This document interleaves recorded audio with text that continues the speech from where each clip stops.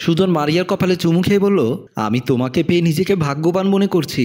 মারিয়া বলল, তুমি আমাকে পেয়ে ভাগ্যবান ঠিক আছে, কিন্তু তোমার মতো হাঁটু কাঁপা লোক আর কখনো দেখিনি। আমাকে হাঁটু কাঁপার লোক কেন বললে? আমি এমন কি করেছি হাঁটু কাঁপার মতো? মারিয়া বলল, তোমার যদি হাঁটু না কাঁপে তাহলে আমার ফ্যামিলিতে বলতে পারছো না কেন যে তুমি আমাকে বিয়ে করবে?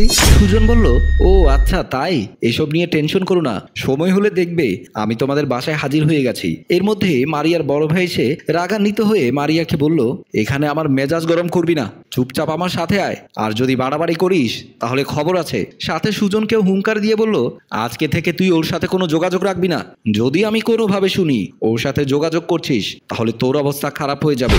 এই বলে মারিয়ার হাত ধরে নিয়ে গেল। তারপর সুজন নিজে নিজে বলল, আমি আর মারিয়া এখানে কথা বলছি, তার বড় ভাই কিভাবে জানলো? কিছুই তো বুঝলাম না, আমাদের পেছনে কেউ লেগে আছে নাকি? এই বলে সে উঠে চলে গেল। বড় ভাই মারিয়াকে হাত ধরে নিয়ে আসার পর দুই গালে দুটো থাপ্পড় দিয়ে বলল, তোর এত বড় সাহস কি করে হলো আমার বন্ধুর সাথে প্রেম করার? তুই জানিস ও কত বড় ফালতু ছেলে? আমি ছোটবেলার বন্ধু হিসেবে এমনিতেই চলাফেরা করি, কিন্তু মন থেকে তাকে অনেক ঘৃণা করি, সেটা হয়তো তুই জানিস না। মারিয়া চোখের জল ছেড়ে দিয়ে শান্ত গলায় বলল, ভাইয়া তোমার যা ইচ্ছা তা আমাকে বলো, কিন্তু সুজনের নামে উল্টোপাল্টা কিছু বলবে না। আমি সুজনকে অনেক ভালোবাসি, প্লিজ তুমি ওর কাছ থেকে আমাকে আলাদা করে দিও না। বড় ভাই বলল, আমি সবার চেয়ে তোকে বেশি ভালোবাসি, কারণ ছোটবেলায় মা বাবা মরে যাওয়ার পর আমি তোকে নিজে বিসর্জন দিয়ে খুব আদর যত্ন করে বড় করেছি, আর আমি সেই একজন কুলাঙ্গার হাতে তোকে তুলে দিতে পারবো না। ওর মতো বন্ধুকে আমি দীর্ঘদিন যাবৎ ক্ষমা করে আসছি। ভাই বোনের চিল্লাচিল্লি দেখে রুম থেকে বের হয়ে আসলো রাহাতের স্ত্রী ফারিয়া। রাহাত ফারিয়াকে বলল, আমি আমার বোনের সাথে কথা বলছি, তুমি রুমে যাও। ফারিয়া বলল, আমি তোমার স্ত্রী, ওর ভাবি, তোমাদের ঝগড়া কিসের আমাকে দেখতে হবে না। রাহাত বলল, তোমার বেশি যেহেতু ইচ্ছে করছে আমাদের ঝগড়া দেখতে, তাহলে চুপচাপ দাঁড়িয়ে থাকো। মারিয়া বলল, ভাইয়া তুমি আমাকে সুজনের কাছে দিয়ে আসো, না হয় আমি নিজেকে নিজে শেষ করে ফেলবো। বড় ভাই রাহাত বলল, ওর কাছে দিয়ে আসবো, দিয়ে আসার আগে তুই আমার কিছু কথা শুনবি। মারিয়া বলল, তোমার কি কথা তাড়াতাড়ি বলো, আমার কিন্তু সুজনের জন্য অন্তরটা জ্বলে পুড়ে ছাই হয়ে যাচ্ছে। বড় ভাই বলল, তাহলে শোন, আমি আর সুজন, রাহাত ও সুজন একটি রুমে বসে আছে। রাহাত সুজনকে বলল, বন্ধু আমাকে বল এখানে কি জন্য এসেছিস?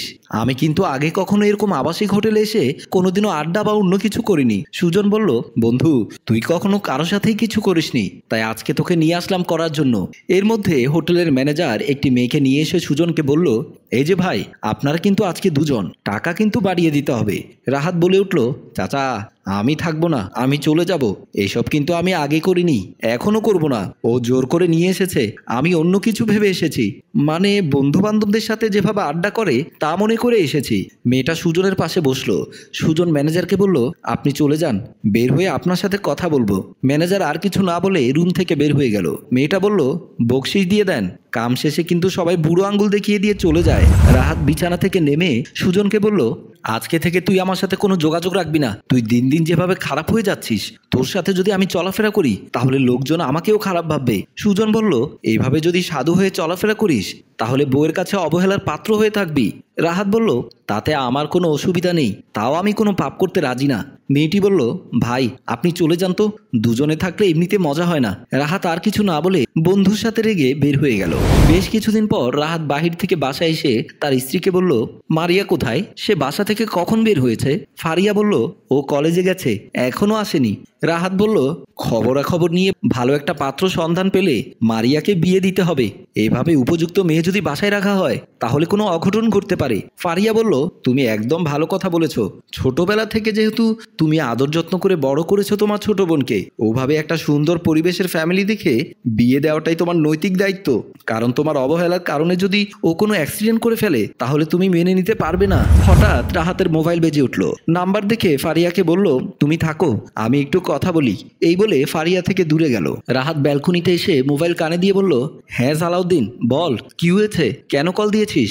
সালাউদ্দিন উত্তরে বলল, ভাই তোমার বোন বাসায় আছে? রাহাত বলল, নেই, ও কলেজে গেছে। কিন্তু কেন? সালাউদ্দিন বলল, আপনার বোনের সাথে আপনার বন্ধু সুজনকে দেখলাম রেস্টুরেন্টে একে অপরের সাথে চুমাচুমি করতে। বলতে লজ্জা লাগছে, তবুও বলে দিচ্ছি, কারণ সুজন হচ্ছে একটা লম্পট, প্রতারক, ধোঁকাবাজ লোক। রাহাত বলল, কোন রেস্টুরেন্টে আছে এখন? সালাউদ্দিন বলল, মঞ্জুর মোর্শেদ প্রেম নিকেতন কমফোর্টের উপরে। রাহাত বলল, চিনতে পেরেছি, খান মার্কেটের উপর। ঠিক আছে, তুই কাউকে কিছু বলিস না, আমি এক্ষুনি বের হচ্ছি। এই বলে ফোন কেটে বোনকে ধরার উদ্দেশ্যে বের হলো। মারিয়া ভাইকে জড়িয়ে ধরে বলল, ভাইয়া আমাকে ক্ষমা করে দাও, আসলে আমি বুঝতে পারিনি লোকটা এত জঘন্য। ও আমাকে মধুর সুরে কথা বলে বিয়ের প্রলোভন দেখিয়েছে। আমি এখন থেকে ওর সাথে যোগাযোগ বন্ধ করে দেব, তোমার কথার বাইরে এক পাও দেব না। বড় ভাই বলল, আমি কখনো তোকে পর করে দেখিনি। অনেক ভাই বোন আছে বিয়ের পরে সম্পর্ক কঠোর হয়ে যায়, কিন্তু আমি আর তোর ভাবি তোকে যতটা ভালোবাসি, হয়তো মা বাবা বেঁচে থাকলেও ততটা ভালোবাসা তুই পেতি না। সেই সাথে ফারিয়া ননদকে বলল, আমার মা বাবার আমি একমাত্র মেয়ে, কোনো বোন নেই। তোমার ভাইকে বিয়ে করার পর থেকে আমি তোমাকে পেয়েছি, সে তখন থেকে তোমাকে বোনের মতো আদর স্নেহ ভালোবাসা দিয়ে এগিয়ে নিয়ে যাচ্ছি। তুমি যদি আমাদের ভুল বোঝো, সেটা কি করে তোমাকে আমরা বোঝাবো?